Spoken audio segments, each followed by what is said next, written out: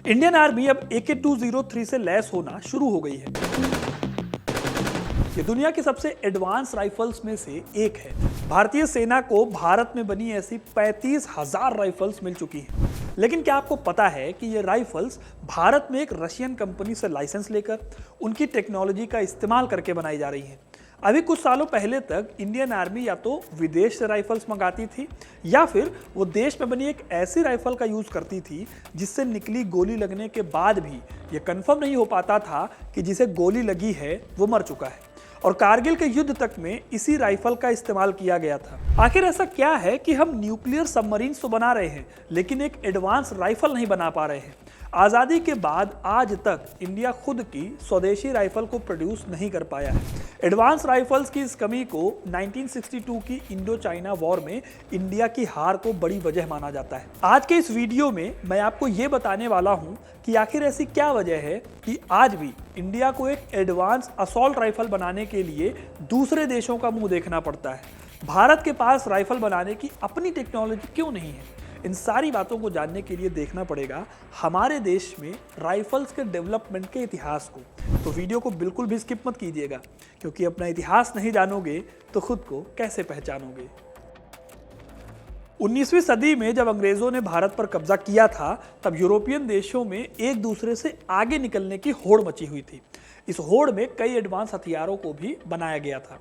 Britain, France और Germany के साथ साथ यूएसए जैसे देशों में हथियारों के लिए प्रॉपर रिसर्च इंस्टीट्यूट भी बनाए गए। इससे दुनिया को कई खतरनाक हथियार मिले। इनका नज़ारा हमें दोनों वर्ल्ड वॉर्स में देखने को मिला था। इस मामले में हमारे देश की किस्मत बहुत खराब थी, क्योंकि जब दुनिया डिफेंस की फील्ड में इतनी तेजी से आगे जा रही थी तब हम गुलाम थे, और जब हम आज़ाद हुए तो हमारा देश गरीबी और भूखमरी से जूझ रहा था। यही वजह है कि दुनिया के बाकी देशों के कंपैरिजन में हमारा देश इस फील्ड में काफ़ी पीछे रह गया, और राइफल बनाने के मामले में तो खास तौर पर। जब देश आज़ाद हुआ तो इस दौरान इंडियन आर्मी के पास जो भी हथियार थे वो ज़्यादातर ब्रिटिश इंडियन आर्मी के हथियार थे। इसमें वो ली एनफील्ड राइफल भी थी, जिसके दम पर 1962 में भारत ने चाइना से युद्ध लड़ा।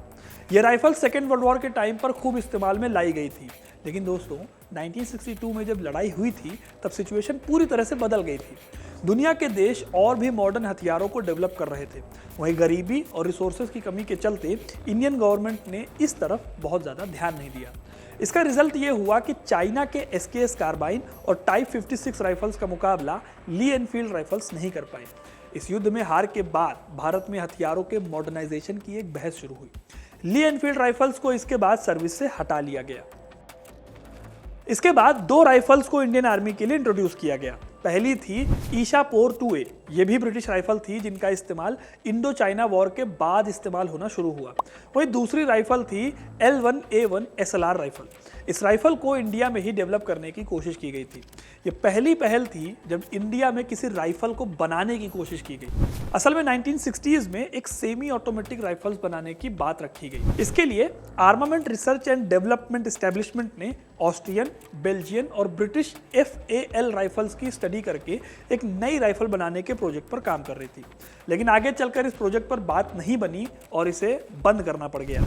हालांकि ARDI ने फिर अपना खुद का डिज़ाइन बनाने की राइफल को प्रोड्यूस करने की सोची, और इसी सोच और इसी रिसर्च की मेहनत से बनी राइफल जिसका नाम था L1A1 SLR राइफल। हालांकि दोस्तों, इस राइफल को भी अगर देखा जाए तो ये कोई इंडियन राइफल नहीं थी, बल्कि कई देशों की राइफल्स को जोड़ तोड़ कर इसे बनाया गया था। ये दोनों ही राइफल्स 1998 तक इस्तेमाल में लाई गई।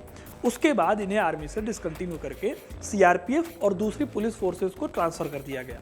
ऐसा इसलिए किया गया क्योंकि 1998 में इंडिया में एक नई राइफल इंट्रोड्यूस की गई थी। इस राइफल का नाम था INSAS, यानी कि Indian small arm system.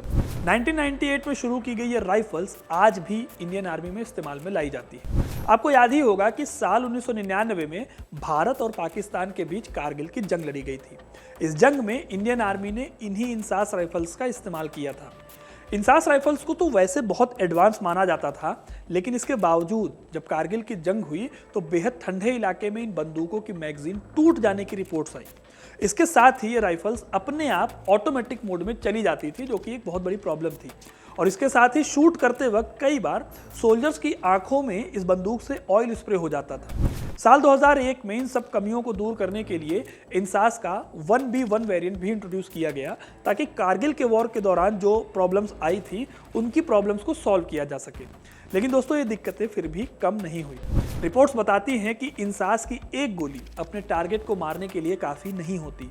Confirm किल करने के लिए अक्सर कई गोलियां मारनी पड़ती हैं और इसी वजह से आज भले ही इंडियन आर्मी की हर यूनिट के पास इंसास राइफल है, लेकिन फिर भी इंडियन आर्मी कश्मीर वैली में इंसास राइफल को यूज़ नहीं करती, बल्कि वो AK-47 जैसी राइफल्स को प्रेफर करती है। अब दोस्तों सवाल ये आता है कि इंडियन आर्मी ने अपनी AK-47 जैसी कोई राइफल क्यों नहीं बनाई।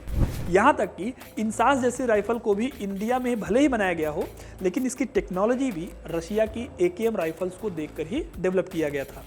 इसलिए अब सवाल आता है कि भारत अपनी राइफल क्यों नहीं बना पाए। इसके पीछे दोस्तों एक बहुत बड़ी वजह यह है कि लंबे टाइम से हमारे देश का डिफेंस सिस्टम पब्लिक सेक्टर में था, यानी कि हथियारों को बनाने का काम, उनकी क्वालिटी चेक करने का काम सब कुछ पब्लिक सेक्टर ही करती थी, पब्लिक सेक्टर की कंपनीज करती थी। इसलिए देश के अंदर हथियार बनाने की कोई प्राइवेट कंपनी डेवलप नहीं हो पाई, जैसा कि दुनिया के बाकी देशों में हुआ, फिर चाहे वो अमेरिका हो या फिर ब्रिटेन हो। प्राइवेट ऑर्डिनेंस फैक्ट्रीज ने दुनिया भर में कई इंपॉर्टेंट हथियार बनाए जिसे दुनिया आज भी इस्तेमाल कर रही है। यही नहीं, इंडिया में अगर देखा जाए तो फॉरेन इन्वेस्टमेंट को भी साल 2001 तक 26% ही रखा गया था। हमारे देश में आज़ादी के बाद इस पर बहुत ज़्यादा काम हुआ नहीं, इस वजह से हम नई और एडवांस राइफल बना नहीं पाए। जो भी हथियार हमने बनाए वो कहीं ना कहीं विदेशी टेक्नोलॉजी को अडॉप्ट करने की कोशिश थी। इसके बाद जो दूसरा बड़ा रीज़न है वो है करप्शन। देश में बोफोर्स जैसे घोटालों के आरोप लग चुके हैं। ये बताते हैं कि कंपनी से खरीद फरोख्त करने के दौरान कई बार करप्शन होता है, जो कहीं ना कहीं हथियारों की क्वालिटी को भी खराब करता है। अब दोस्तों अगर तीसरे बड़े रीज़न पर आए तो वो है टेक्नोलॉजिकल एडवांसमेंट की कमी। DRDO जैसे इंस्टीट्यूट वेपन को बनाने की हमारे यहाँ पर कोशिश तो करते हैं, लेकिन उन्हें बनाने में काफ़ी चैलेंजेस का सामना करना पड़ता है, क्योंकि देश में अभी तक टेस्टिंग की टेक्नोलॉजी को बहुत अच्छी तरीके से डेवलप नहीं किया गया है, और एक बार अगर टेस्टिंग अच्छी नहीं हुई तो वो आगे चलकर रिजल्ट पे भी असर डालती है। इन सारी वजहों से भी बड़ी वजह है AK सीरीज राइफल, जिसमें AK-47 का लगभग परफेक्ट डिज़ाइन होना एक बड़ी बात हो जाती है।